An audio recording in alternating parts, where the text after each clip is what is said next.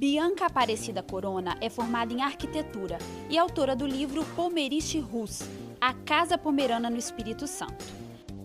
A obra é resultado de um trabalho acadêmico no qual a autora conta um pouco da história do povo pomerano por meio da arquitetura.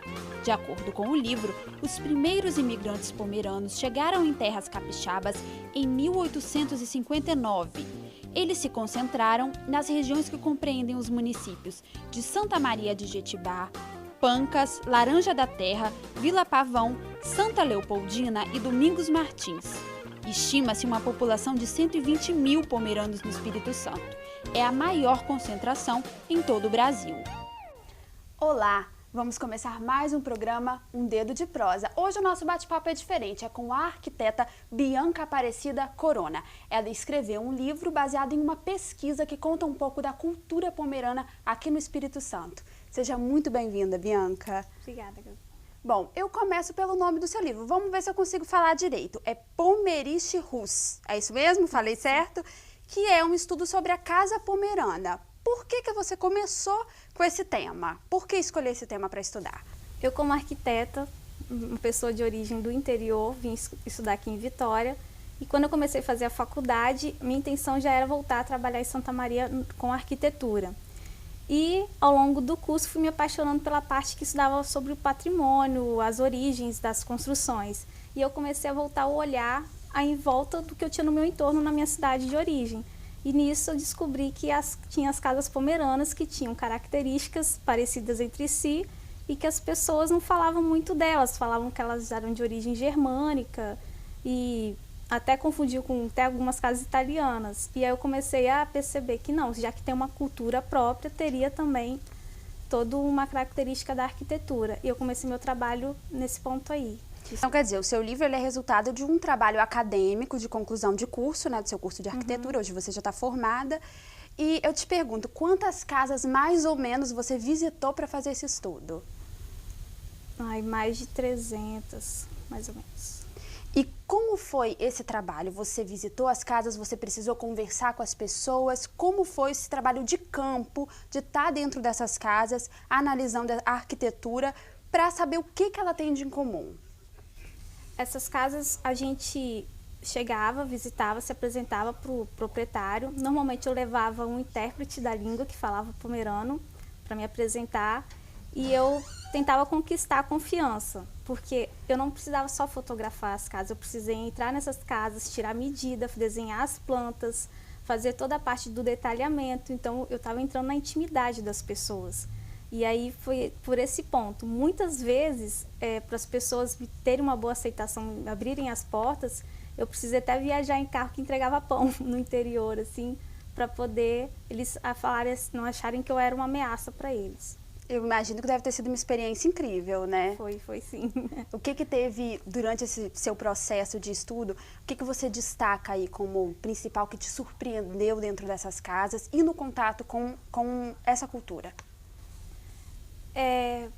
Acho que o principal foi assim que é um povo muito fechado para quem chega de visitante assim, de relance. Mas ao longo do tempo, quando eles conquistam a confiança, eles abrem a porta da casa. E depois que eles abrem a porta da casa, a porta da história deles. E eles vão mostrando na casa, cada pedacinho da casa, refletindo essa própria história da própria família, que vai se repetindo ao longo das localidades que eu fui visitando, assim. Isso foi o que mais me impressionou. O jeito que eles abrem a casa deles, porque a casa deles é o símbolo maior, assim, é um troféu de vitória. E Bianca, o que você encontrou de incomum, né, dentro dessas casas e de comum que levou você a conseguir criar essa, não sei se eu posso dizer assim, mas essa tipologia de casa pomerana? Algumas características que se repetiam, a implantação da casa, como eles escolhiam o local da casa, do local do terreno para construir essa casa. Características na própria edificação, como a varanda entalada, que é uma varanda mais recuada, o quarto do namoro, que tem origem desde lá do feudalismo, do senhor feudal, a cumieira, que é a parte do telhado, do vértice do telhado, que é sempre paralelo à estrada, e o próprio jardim muito florido, são características que foram se repetindo assim, ao longo das casas. Antes de começar a gravar o programa, você falou desse quarto do namoro. Conta aí para os telespectadores o que foi isso que eu achei super interessante. Bem, o quarto do namoro tem origem no feudalismo, que a Pomerânia foi uma das últimas regiões a deixar o sistema do feudalismo. E dentro desse sistema, o senhor feudal ele tinha o direito de desvirginar a noiva na noite do casamento. E meio que para fugir dessa situação, eles fizeram esse quarto que tem uma porta para o interior, uma porta comum, mas também uma porta que dá ou para a varanda ou para o meio externo da casa, para o jardim. Uns dias antes do casamento, o noivo dormia com a noiva nesse quarto, fingindo que ninguém sabia e tudo mais, e simulava, né, um flagrante aí assim, e pegavam os noivos juntos. E aí o senhor feudal perdia o interesse de desvirginar a moça, no caso. Além desse quarto do namoro, que mostra muito da cultura, do ritual, né, dos pomeranos, tem alguma outra coisa dentro dessas casas que você encontrou e que refletem rituais mesmo desse povo? Eles são um povo muito preocupados assim, com o que está por vir. E por isso eles são muito rigorosos assim, com a organização deles. Essa organização ela é refletida até na métrica da casa. As casas têm medidas exatas. Normalmente um quarto ele nunca vai ter uma medida quebrada, 10, alguma coisa, vai ser 10 ou vai ser 11. E algumas coisas assim, às vezes da própria crença que eles têm, da parte, por exemplo, do lambrequim, que é um rendilhado de madeira que fica no telhado, que normalmente representa algum animal para poder refletir o mal olhado. É tipo um amuleto de superstição que é colocado na casa. Bianca, você separou um espaço no seu livro para falar um pouco da questão religiosa, que você também encontrou na sua pesquisa, não foi isso? Isso. Como que foi? Qual é a característica que mistura religião e arquitetura? O meu trabalho começou em cima da residência, mas eu fui descobrindo ao longo da pesquisa que eles não têm só a casa do dia a dia como residência, eles têm o cemitério como a residência, a última na Terra, e tem também a igreja como a residência do Senhor, do Deus Todo-Poderoso. Então eu fiz um capítulo falando um pouquinho disso daí, por que esse cemitério é importante, porque a igreja também é importante no caso para eles, porque tem todas as características próprias na hora de edificar esses lugares também são sagrados. Que características são essas? Você consegue explicar para a gente alguma característica especial? No cemitério, que eles têm um respeito muito grande pela morte, é a simetria, o modo de colocar, os túmulos são sempre virados para o sol nascente. E como eu havia te falado também, os suicidas, eles têm um lugar especial nesse cemitério, eles são sempre colocados num lugar que não é de destaque e sempre virados de maneira que dê as costas para o sol nascente, já que eles tiraram a própria vida, é como se fosse o pecado imperdoável, assim. E dentro das igrejas fazem sempre a referência ao Deus e a Trindade, né, que é o Espírito Santo, Jesus Cristo e o Pai. E nesse caso eles dividem o altar sempre em 3 partes. A parte da liturgia, que é a palavra, que está acima de todos os homens. A parte do sacrifício de Jesus Cristo e também a parte do batismo. Agora, como você mesmo disse, a religião tem um espaço muito especial dentro da cultura pomerana. Você falou que você estudou os cemitérios, as igrejas. Dentro das casas, tem alguma referência à religião? Tem, além dos amuletos de superstição, eles também costumam fazer algumas referências assim, em objetos colocados nas paredes, como fotos com momentos marcantes e alguns símbolos da natureza, porque, como eu falei, eles também, a própria religiosidade deles advém também de uma outra crença antes mesmo da igreja evangélica, que é a parte que acredita em duendes. Então eles fazem essa referência aos elementos da natureza também junto com a casa. Mas é uma referência bem singela, né? Não é uma coisa que fica claro aos nossos olhos, não, pela sua pesquisa, não é isso? É só com estudo mesmo e você tendo muita intimidade com a família para eles abrirem essa parte pra gente, assim. Agora, Bianca, eu tenho uma curiosidade, é porque a arquitetura a gente sempre pensa que é muito visual. Como transformar isso, um tema que é totalmente voltado para a arquitetura, em livro? Você usou quais recursos para que o leitor ele entendesse aquilo que você estava falando, aquilo que você pesquisou, aquilo que você viu em campo mesmo? Com que estratégia você usou? O meu livro objetivo é para as pessoas leigas na área de arquitetura. Então eu usei de uma linguagem mais simples possível, tentei explicar os elementos da arquitetura e utilizei de muitas imagens para identificar esses elementos para o leitor. Bianca, você nasceu em Santa Teresa e morou muito tempo em Santa Maria de Jetibá. A sua infância, você teve um contato direto com essa cultura pomerana? É daí que vem essa sua vontade de estudar? Você chegou a participar desses rituais, dessa questão religiosa? Sua família tem essa tradição? Como que funciona isso na sua família? A minha família materna é toda de origem pomerana, o meu avô era pomerano. E eu tive sempre esse contato através da minha mãe, de participar de casamentos pomeranos, das festas locais, de grupos de dança. E eu tive sempre um contato muito forte com a cultura, até por mesmo morar nessa cidade. Você me contou que pela cultura pomerana, as noivas elas casam de preto. Inclusive você usa essa roupa nos lançamentos do livro. Por que isso? Porque o elemento mais marcante na casa pomerana, para mim como arquiteta, foi descobrir o quarto do namoro, que era já um jeito que eles tinham para mostrar a revolta com o senhor feudal. E o segundo é as noivas casarem de preto. Então eu uso desse vestido também, desse ornamento, para poder mostrar um respeito por essa cultura. Você deixa também muito claro no seu livro que os pomeranos eles utilizavam a arquitetura como forma de segurança, não é isso? Isso. A própria construção da casa era uma forma de segurança. Como que isso funcionava na parte da arquitetura? Até no livro eu começo a destacar isso, que isso surgiu desde a Pomerânia, porque era um lugar muito invadido por invasões, eles eram muito apreensivos com essas invasões, até mesmo aqui no Brasil.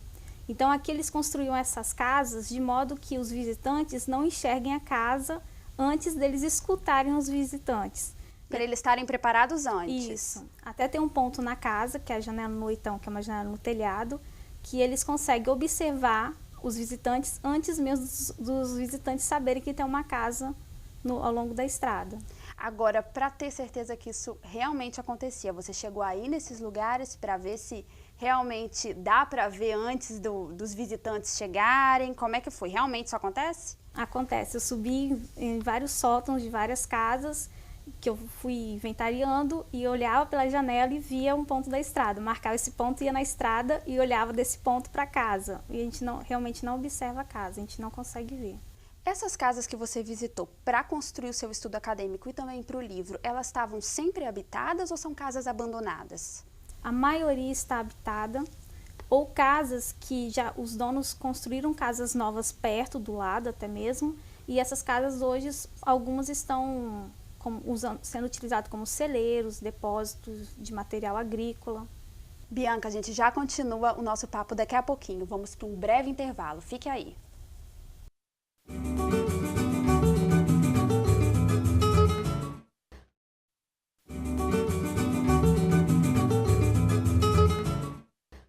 Estamos de volta com o segundo bloco do programa Um Dedo de Prosa. Vamos continuar o bate-papo com a arquiteta Bianca Aparecida Corona.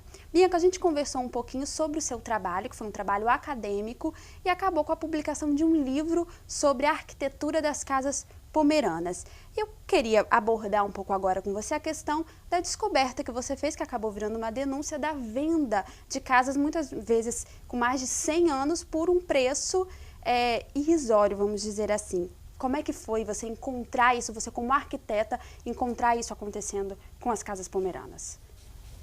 De cara foi um sentimento assim, de revolta e de tristeza de ver tantas casas sendo destruídas por um valor tão pequenininho no significado que ela representa para toda essa cultura.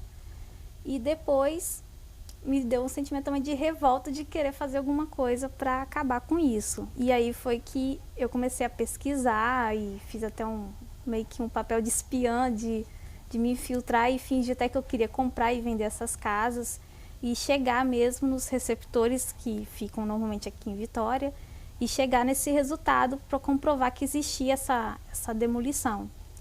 E a partir disso, eu comecei todo um trabalho de conscientização e o livro também vem para isso, para conscientizar as pessoas do valor da casa. Pela sua pesquisa, como que acontece essa venda?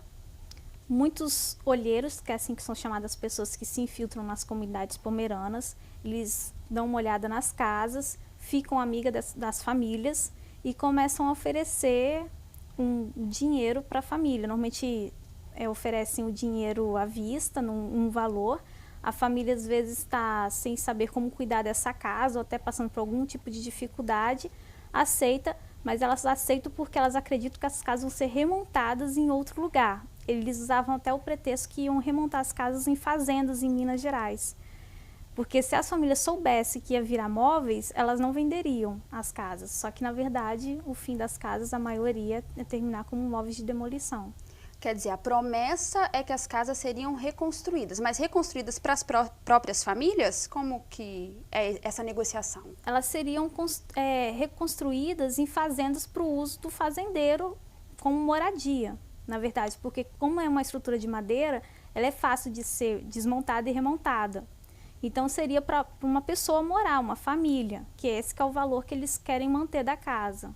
Você tem ideia de quanto mais ou menos era oferecido para essas famílias, ou é oferecido, né, porque ainda ocorre, e quanto mais ou menos essas casas valem? Tem um valor? O total, como uma casa vale, eu não tenho como te identificar, mas normalmente essa casa era vendida por um valor mais ou menos de R$4.000, a casa toda a estrutura de madeira.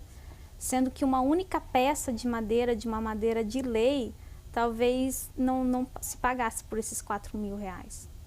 E você sabe se essas famílias descobriam depois que os móveis das próprias casas estavam virando móveis com essa bandeira de preservação ambiental? Como que ficava depois que elas descobriam que as casas não iam ser reconstruídas? Na verdade, eu comecei a denunciar isso, na verdade, assim, por conta que as famílias continuavam acreditando que eram reconstruídas casas.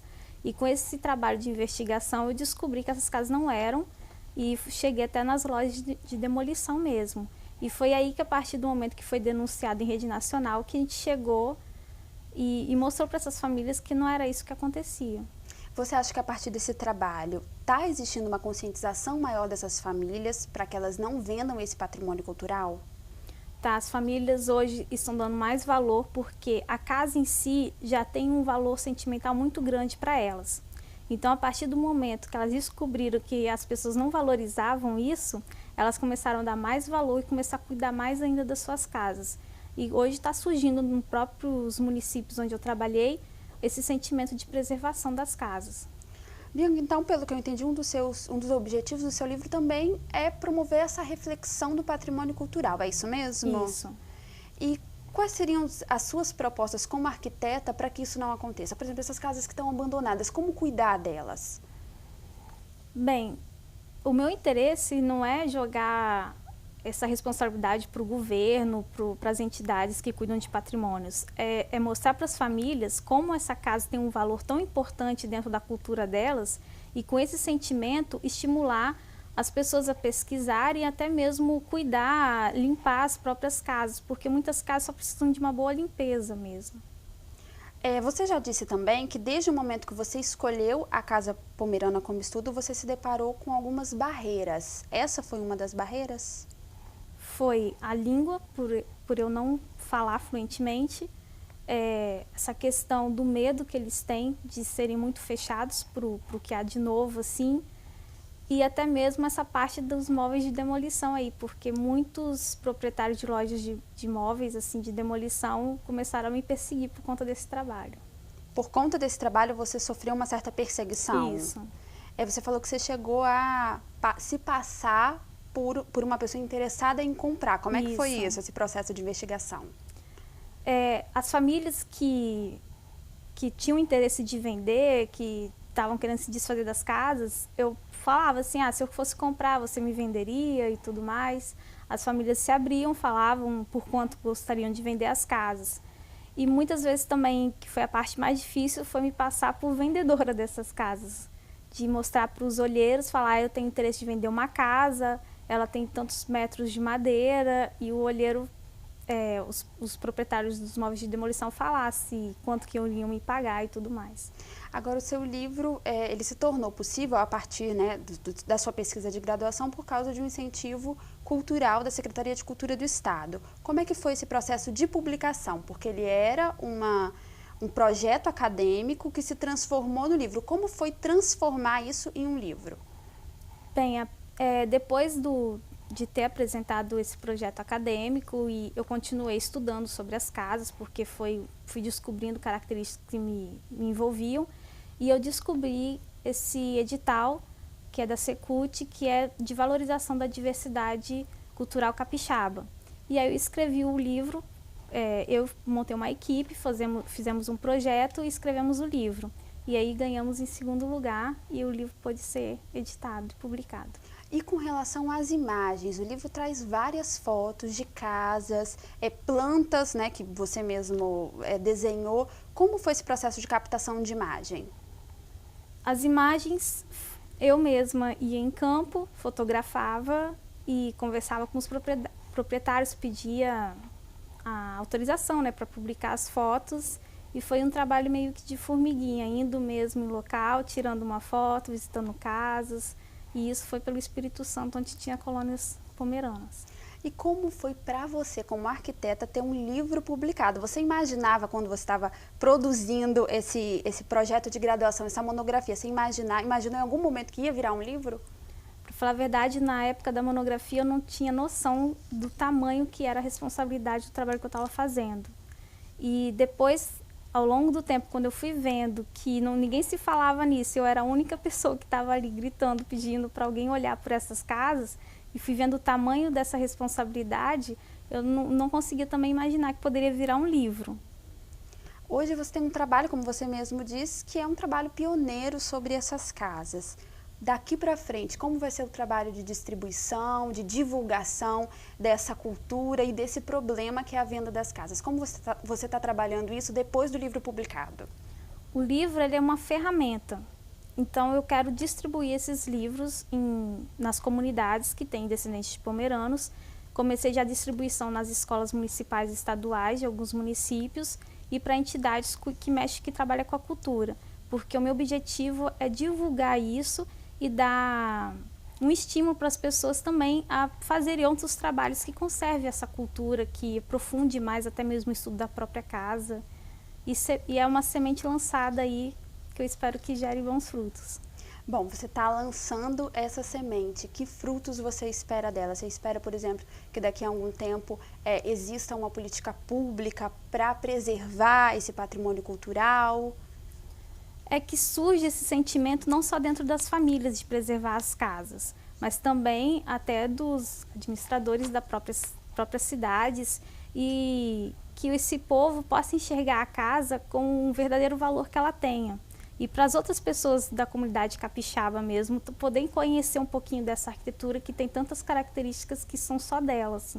Como você mesmo acabou de falar, levar isso para o povo capixaba, não somente os pomeranos que estão aqui, descendentes de pomeranos. Qual a importância do capixaba, muitas vezes o capixaba que não tem relação com o pomerano, saber do que está acontecendo e ter acesso a esse patrimônio? Os capixabas, de maneira em geral, às vezes ficam perdidos em saber qual a sua identidade. E, na verdade, a nossa identidade como capixabas é essa variação que nós temos. E eu acho que a gente conhecer um pouquinho das outras culturas que nos cercam é saber, poder conhecer a própria identidade, na nossa identidade como capixaba, é poder entender um pouquinho, conhecer o outro, para a gente poder se entender também. Agora, desde que você lançou o seu livro sobre a cultura pomerana, sobre a arquitetura das casas das famílias pomeranas, você tem recebido pela parte dos leitores um interesse maior, mesmo daqueles que não têm relação com os pomeranos, que não vêm de famílias pomeranas? Você percebe que tem interesse? Tem sim. Isso vem me surpreendendo, assim, pessoas que eu nunca esperavam que iam se atentar para o livro, começaram a me procurar, ter interesse em ler e divulgar mesmo o trabalho, até para conhecer essa cultura que até pouco tempo era tão fechada, a gente não tinha muito conhecimento como funcionava, não era tão divulgado assim. Várias pessoas têm até curiosidade de saber, de conhecer e de estar valorizando essa cultura. Bianca, agora que você está com o livro publicado, está trabalhando com ele, você está envolvida em alguma outra pesquisa por enquanto que tenha a ver já com essa temática ou alguma outra temática envolvendo a arquitetura? Eu continuo as minhas pesquisas em cima da casa, do entorno e principalmente da parte da religião, da parte que diz a crença da fé do pomerano, que pelo que eu percebi, que não foi uma coisa muito aprofundada, tem muitos elementos também únicos que eu quero voltar a estudar e aprofundar um pouco mais esse assunto. Então, sua próxima pesquisa, também relacionada ao povo pomerano, é baseada em quê? Já tem isso definido? É voltar em campo e voltar mesmo nessa parte de cemitérios, de templos mesmo. Você acha que ainda foi pouco explorado no seu livro? Eu acho que eu devo aprofundar mais e ter mais trabalho com pastores dentro das igrejas, mais conversas e mais relatos para coletar. E quem está em casa e que quiser ter acesso ao seu livro, ter acesso à sua pesquisa, como faz? O que pode fazer para entrar em contato com você? Pode entrar em contato através do meu e-mail, que é biacorona@hotmail.com, e quiser adquirir o livro, só mandar por e-mail também, que a gente entra em contato e pode enviar o livro. Porque a distribuição é gratuita, não é isso? Para as entidades culturais e escolas é gratuita. Se for em casa uma pessoa querendo particular, aí a gente está vendendo. É só você entrar em contato com você que você responde e arruma um jeito de dar acesso ao livro. Bianca, quero agradecer muito sua presença aqui no nosso programa, trazendo seu livro sucesso na sua pesquisa, sucesso com a sua publicação, que as escolas e instituições possam adotar mesmo seu projeto para divulgar esse patrimônio cultural capixaba. Tá bom, muito obrigada. Obrigada pelo convite de estar podendo divulgar o livro aqui nessa emissora. Bom, nosso programa Dedo de Prosa de hoje termina por aqui, mas você pode me mandar um e-mail, anote aí, é tvassembleia@al.es.gov.br e continue com a nossa programação. Até a próxima. TV Assembleia, Canal Cidadão.